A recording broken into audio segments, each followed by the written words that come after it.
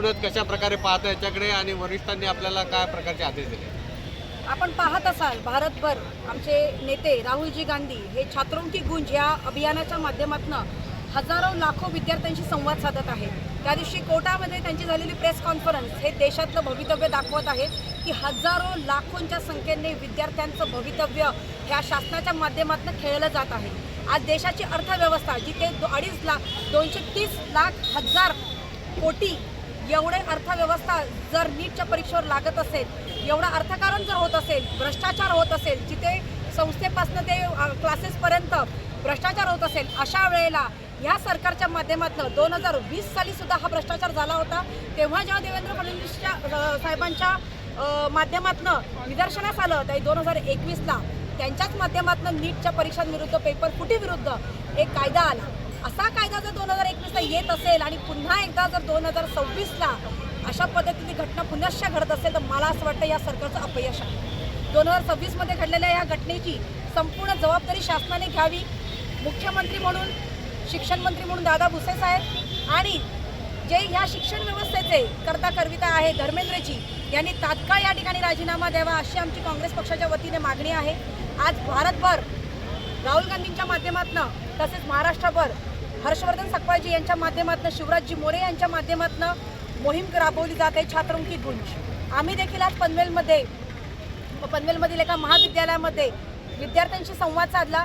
200 विद्यार्थ्यांशी संवाद साधल्यानंतर लक्षात आलं की विद्यार्थी पालक आज त्रस्त आहे, आज टेन्शनमध्ये आहेत.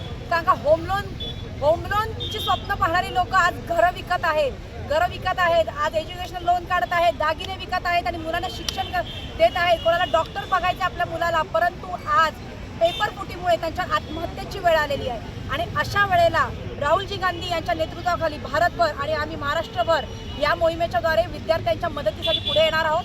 येणाऱ्या दिवसांमध्ये तुम्ही बघाल काँग्रेस पक्ष हा ताकदीने विद्यार्थ्यांच्या पाठीमागे उभा असेल.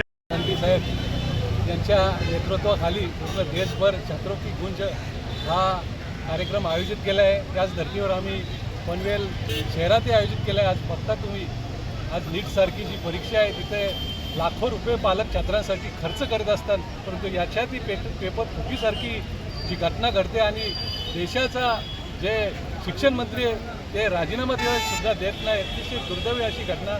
आज आमचे पालक इथे लाखो रुपये खर्च करून या विद्यार्थ्यांना शिकवण्याचा प्रयत्न करत असतात, परंतु या सरकारला काही वाटत नाही. कारण एक परीक्षा रद्द झाल्यानंतर परत एकदा त्यांना लाखो रुपये खर्च करावा लागतो आणि कितीतरी विद्यार्थ्यांनी त्या ठिकाणी आत्महत्या केलेल्या आहेत. आणि आज तुम्ही बघता परीक्षाचे दिवस असतात त्याही दिवशी विद्यार्थी पोचू शकत नाही, कारण सरकारने त्यासाठी कुठल्याही प्रकारची व्यवस्था या विद्यार्थ्यांनी ठेवली नाही. मी आता चायनाला गेलो होतो, त्या ठिकाणी त्यांची अशी परीक्षा असतो कावकाव म्हणून नाव आहे, त्या ठिकाणी पूर्ण शहर बंद ठेवतात. विद्यार्थी टाईम वेळेत त्या परीक्षेला जावा म्हणून, परंतु इथं कुठल्याही प्रकारची दखल घेत नाही. त्यामुळे कितीतरी विद्यार्थ्यांना या परीक्षेसाठी मुकावं लागतं. असे कितीतरी प्रश्न आहेत. या प्रश्नांचा उपाय करण्यासाठी आम्ही आमच्या नवनिर्वाचित ज्या जिल्हाध्यक्ष सुचिताई आहेत त्यांच्या नेतृत्वाखाली आम्ही पनवेल शहरात जे कॉलेजेस आहेत त्या ठिकाणी आम्ही व्हिजिट देऊन या विद्यार्थ्यांचे काय प्रश्न आहेत त्याची विचारपूस करणार आहोत.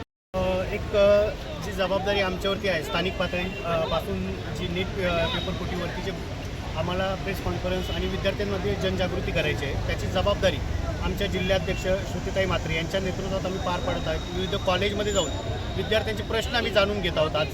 आणि भविष्यात म्हणजे हे जे आंदोलन आहे हे फक्त कुठल्या एका पक्षाचं नाही किंवा राहुल गांधी यांनी स्पष्ट सांगितलेले आहे, याच्यात राजकारण अजिबात आम्हाला आणायचं नाही आणि राजकारण करायचंही नाही. हा प्रश्न ह्या देशाच्या भविष्याचा आहे. त्यामुळे आम्ही प्रत्येक विद्यार्थ्यांपर्यंत पोहोचतो. आणि ही जी श्रुतिताईंनी जसं सांगितलं आपल्याला की खरंच एक खूप मोठी गोष्ट आहे. शहरी भागात लोक होम लोन काढतायत, सोनं गहाण टाकतायत, ग्रामीण भागात शेतीवरती कर्ज घेत आहेत, सावकाराकडून कर्ज घेत आहेत आणि लाखो रुपये विद्यार्थ्यांच्या शिक्षणासाठी क्लासेससाठी खर्च करतात. आणि त्यानंतर पुढे काय येते तर पेपर फुटी. ही श्रीमंत मुलांनाच फक्त इथे संधी मिळते, गरीब याच्यापासून वंचित राहतोय. आज 22 लाख विद्यार्थी परीक्षेला बसत आहेत, जागा 80,000 आहेत आणि त्या 80,000पैकी जे गरजवंत आहेत त्यांना जर भेटत नसेल तर ही शिक्षण व्यवस्था खरंच आपली वाळवी लागलेली आहे. आणि आम्ही तोच प्रयत्न करतो विद्यार्थ्यांमध्ये जाऊन की जागृती करून इथून पुढे भविष्यात अशी घटना घडणार नाही. कारण विरोधी पक्ष